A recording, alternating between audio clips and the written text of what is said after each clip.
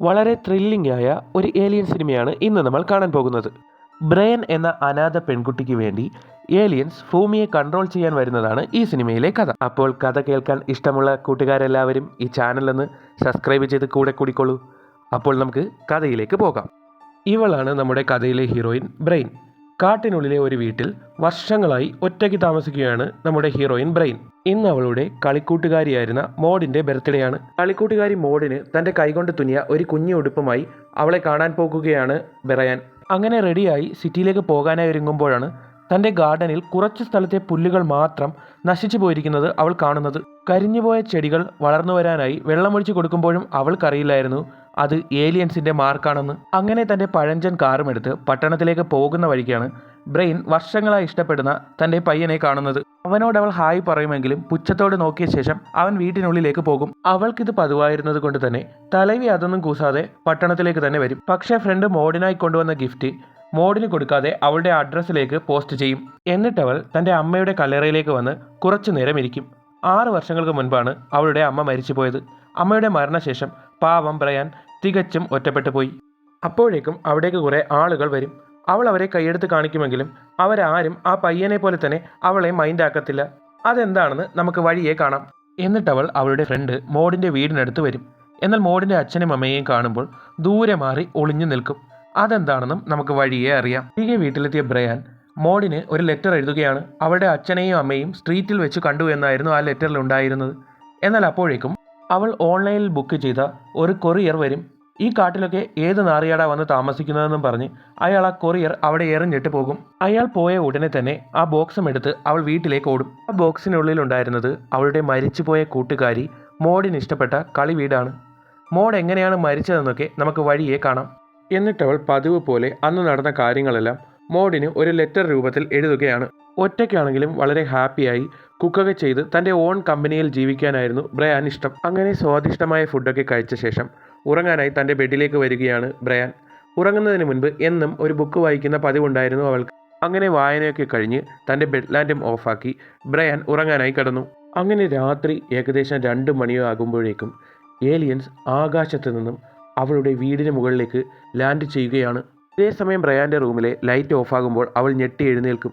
പുറത്തെന്തോ ശബ്ദം കേൾക്കുന്നത് കേട്ട് അവൾ ജനലിലൂടെ പുറത്തേക്ക് വന്ന് നോക്കുമ്പോൾ ബ്രയാൻ കരുതും തൻ്റെ വീടിനുള്ളിൽ വല്ല കണ്ടം പൂച്ചയോ മറ്റോ കയറിയതാണെന്ന്.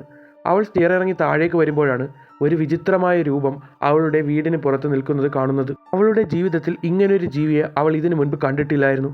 അതിനെ കാണുമ്പോൾ തന്നെ അവൾക്ക് വല്ലാത്തൊരു പേടി തോന്നും. ഇനി ഇവിടെ നിൽക്കുന്നത് അപകടമാണെന്ന് മനസ്സിലാക്കിയ ബ്രയാൻ ശബ്ദമുണ്ടാക്കാതെ തൻ്റെ ബെഡ്റൂമിലെ കട്ടിലിനടിയിൽ വന്ന് ഒളിച്ചിരിക്കും. ഇതേസമയം ഏലിയൻസ് അവളുടെ ബെഡിൻ്റെ അടുത്തേക്ക് വരും. വിചിത്രമായ അതിൻ്റെ കാലുകൾ കാണുമ്പോൾ തന്നെ ബ്രയാൻ പേടിച്ചു പോകും. എന്നാൽ വീട്ടിനുള്ളിൽ ആരെയും കാണാത്തത് കൊണ്ട് തന്നെ ഏലിയൻ അവിടെ നിന്ന് താഴേക്കെടുത്ത് ചാടും. ഏലിയനെ കണ്ട ബ്രയാന് തൻ്റെ കണ്ണുകളെ പോലും വിശ്വസിക്കാൻ കഴിഞ്ഞില്ല. അവൾ പേടിച്ച് വീണ്ടും വീടിന് പുറത്തേക്ക് വരും.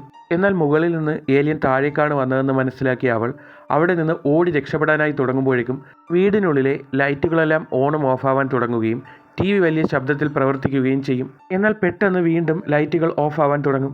ഏലിയൻസ് അവളെ വാച്ച് ചെയ്യുന്നുവെന്ന് അവൾക്ക് മനസ്സിലാകുമ്പോൾ പോലീസിനെ വിളിക്കാമെന്നും കരുതി ടെലിഫോണിൻ്റെ അടുത്തേക്ക് ഓടി വരുമ്പോഴേക്കും ഫ്രിഡ്ജ് ആരോ വലിച്ചു തുറക്കും. പേടിച്ച അവൾ ഫ്രിഡ്ജിൻ്റെ സൈഡിൽ കയറി ഒളിച്ചിരിക്കും. അങ്ങനെ കുറച്ച് സമയം ശബ്ദമൊക്കെ നിൽക്കുന്നതുവരെ അവൾ അവിടെ തന്നെ ഇരിക്കും. എന്നിട്ട് അവൾ പതിയെ സാവധാനം വീണ്ടും ആ ഫോണിൻ്റെ അടുത്തേക്ക് ചെല്ലാനായി ഒരുങ്ങും. എന്നാൽ ഇതേ സമയം ആ ഏലിയൻസ് അങ്ങോട്ടേക്ക് വരുന്നതിൻ്റെ നിഴൽ അവൾ അവിടെ ഇരുന്ന് കാണും. അവൾക്ക് ശ്വാസം അടക്കാൻ കഴിഞ്ഞില്ല. പേടിച്ചരണ്ട അവൾ കുറച്ചുനേരം കൂടി അവിടെ ഇരുന്ന് ധൈര്യം സംഭരിച്ച് പുറത്തേക്ക് നോക്കുമ്പോഴാണ് ആ ഫ്രിഡ്ജിൻ്റെ മുകളിൽ നിന്ന് ഒരു ഏലിയൻ തന്നെ നോക്കുന്നത് കാണുന്നത്. അവൾ ഉടനെ തന്നെ അതിനെ തള്ളി മാറ്റി പുറത്തേക്ക് ഓടും. ഓടുന്ന വഴിക്ക് എന്തിലോ തട്ടി തറയിൽ വീഴുന്ന അവളുടെ ബോധം പോകും. എന്നാൽ കുറച്ചു കഴിഞ്ഞ് ബോധം വരുമ്പോഴേക്കും അവളുള്ള സ്ഥലം കണ്ടെത്തിയ ഏലിയൻ അവളുടെ അടുത്തേക്ക് വരും. കാലിന് ഇഞ്ചറി പറ്റിയ ബ്രയാൻ അവിടെ നിന്ന് രക്ഷപ്പെടാൻ നോക്കുമെങ്കിലും ഏലിയൻ അവളെ തൂക്കിയെടുക്കും. എന്നാൽ തൻ്റെ കയ്യിലുണ്ടായിരുന്ന എന്തോ ഒരു വെപ്പൺ കൊണ്ട് അവൾ ആ ദേഷ്യത്തിൽ ഏലിയൻ്റെ തലയിലാണ് കുത്തുന്നത്. അങ്ങനെ തന്നെ അറ്റാക്ക് ചെയ്യാൻ വന്ന ഏലിയനെ അവൾ അറിയാതെയാണെങ്കിലും ഒറ്റ കുത്തിന് തന്നെ കൊല്ലും. കുത്തുകൊണ്ട ഏലിയൻ കുറച്ചുനേരം അവളുടെ കണ്ണിൽ നോക്കി നിന്ന ശേഷം തറയിലേക്ക് പടാന്ന് പറഞ്ഞ് വീഴും. എന്നിട്ട് അവൾ തൻ്റെ കാലിൽ തറച്ച ചെറിയ കുപ്പിച്ചീലുകൾ കാലിൽ നിന്ന് പറിച്ചെടുക്കും. എന്നാൽ അപ്പോഴേക്കും സമയം രാവിലെ ആയിരുന്നു. കുത്തുകൊണ്ട് മരിച്ച ഏലിയൻ അപ്പോഴും അവിടെ പടമായി കിടപ്പുണ്ടായിരുന്നു. പേടിച്ചുപോയ അവൾ പതിയെ ആ ഏലിയൻ്റെ അടുത്ത് വന്ന് തൊട്ട് നോക്കിയ ശേഷം ഒരു ഷീറ്റ് എടുത്ത് അതിനെ മൂടും. സിറ്റിയിലുള്ള ആരുടെയെങ്കിലും ഹെൽപ്പ് ചോദിക്കാമെന്ന് കരുതി ഫോൺ വിളിച്ച് നോക്കുകയും അതിനുശേഷം തൻ്റെ കാറിൻ്റെ അടുത്ത് വന്ന് കാർ സ്റ്റാർട്ടാക്കി നോക്കുമെങ്കിലും അതൊന്നും തന്നെ വർക്ക് ചെയ്യുന്നുണ്ടായിരുന്നില്ല. അവൾ ഉടനെ തന്നെ ഡ്രസ്സപ്പൊക്കെ ചെയ്ത് അവിടെ ഉണ്ടായിരുന്ന ഒരു സൈക്കിളും എടുത്ത് സിറ്റിയിലേക്ക് പോകുകയാണ്. എന്നാൽ അപ്പോഴാണ് അവൾക്ക് ഇഷ്ടമുണ്ടായിരുന്ന പയ്യൻ്റെ വണ്ടി അവിടെ മറിഞ്ഞു കിടക്കുന്നത് അവൾ കാണുന്നത്. എന്നിട്ട് അവൾ അവൻ്റെ വീട്ടിൻ്റെ അടുത്തേക്ക് ചെല്ലുമ്പോൾ അവിടെയെല്ലാം നാശമായി കിടക്കുകയാണ്. അവിടെയും ഗാർഡനിൽ ആ മാർക്ക് കാണുമ്പോൾ ഏലിയൻ അവിടെയും അറ്റാക്ക് ചെയ്തിട്ടുണ്ടാവുമെന്ന് അവൾക്ക് മനസ്സിലാകും. കൂടുതലൊന്നും ആലോചിക്കാതെ സിറ്റിയിലേക്ക് വന്ന് ഈ കാര്യം പോലീസ് സ്റ്റേഷനിൽ പറയണമെന്ന് കരുതി അവൾ പോലീസ് സ്റ്റേഷനിലേക്ക് വരുമ്പോഴാണ് അവളുടെ പഴയ മരിച്ചുപോയ സുഹൃത്തിൻ്റെ അമ്മയും അച്ഛനെയും കാണുന്നത്. അവളെ കണ്ടപാടെ ആ അമ്മ ബ്രയൻ്റെ മുഖത്തേക്ക് കാർ കിച്ച് തുപ്പും. അതെന്താണെന്നും നമുക്ക് വഴിയേ അറിയാം. കൂടുതലൊന്നും ആലോചിക്കാതെ ബ്രയാൻ പോലീസ് സ്റ്റേഷനിൽ നിന്ന് ഇറങ്ങും. ഇനി എന്ത് ചെയ്യണമെന്ന് അവൾക്കും അറിയുന്നുണ്ടായിരുന്നില്ല.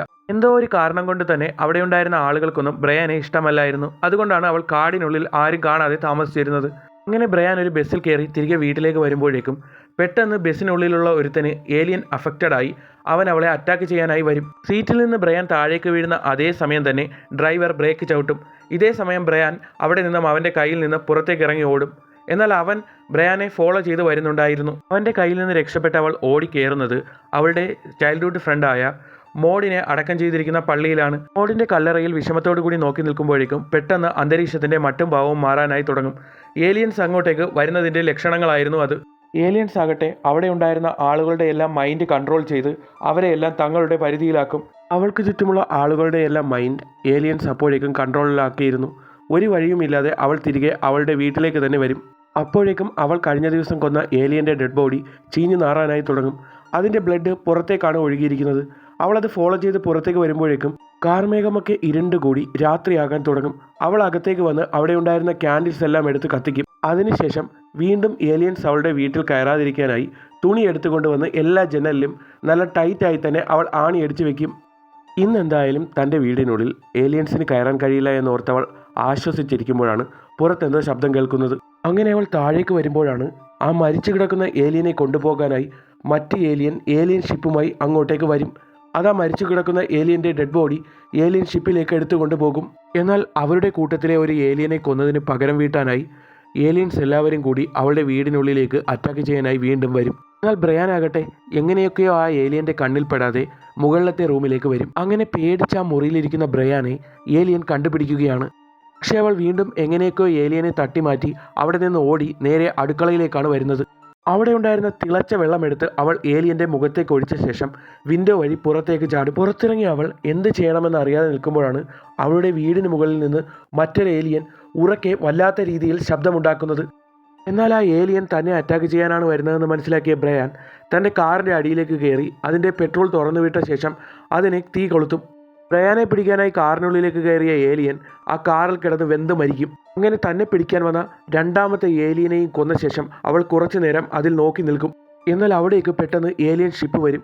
ബ്രയാൻ അവിടെ നിന്ന് ഓടി രക്ഷപ്പെടാൻ നോക്കുമെങ്കിലും ഏലിയൻസിൻ്റെ വലയത്തിനുള്ളിൽ ബ്രയാൻ പെട്ടുപോകും. എന്നാൽ ആ ഏലിയൻ ഷിപ്പിൽ നിന്ന് വരുന്ന ഒരു ചുമന്ന പ്രകാശത്തിനുള്ളിൽ പെടുന്ന അവൾക്ക് അനങ്ങാൻ പോലും കഴിയില്ല.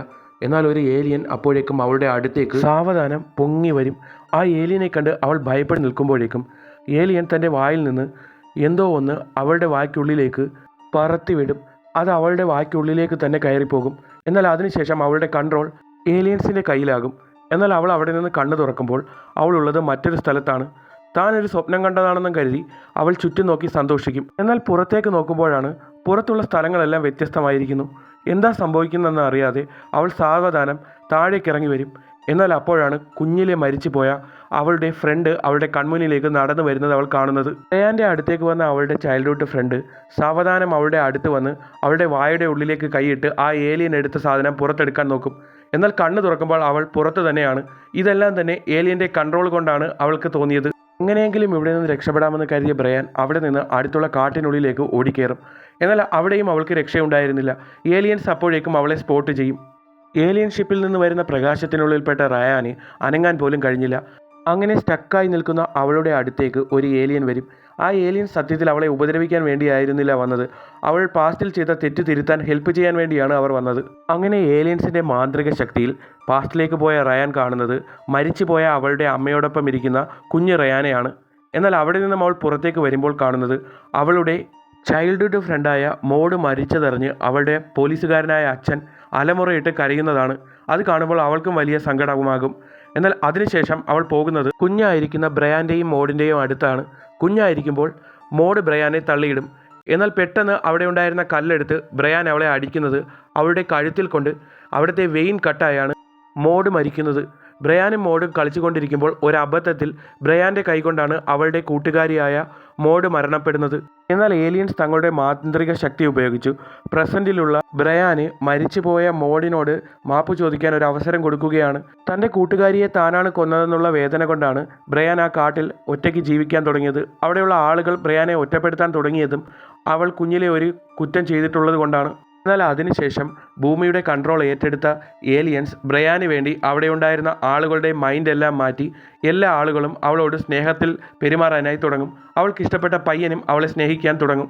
അങ്ങനെ വർഷങ്ങളോളം എല്ലാവരാലും വെറുക്കപ്പെട്ട അവൾ ഇപ്പോൾ എല്ലാവർക്കും പ്രിയങ്കരിയായിരിക്കുകയാണ്. ഈ ഒരു സീനോട് കൂടി ഈ സിനിമയുടെ അവസാനിക്കുകയാണ്. കൂടുതൽ ഏലിയൻ സിനിമകൾ കാണാനായി എൻ്റെ എല്ലാ കൂട്ടുകാരും ഈ ചാനൽ ഒന്ന് സബ്സ്ക്രൈബ് ചെയ്ത് എന്നോടൊപ്പം കൂടെ കൂടിക്കൊള്ളൂ.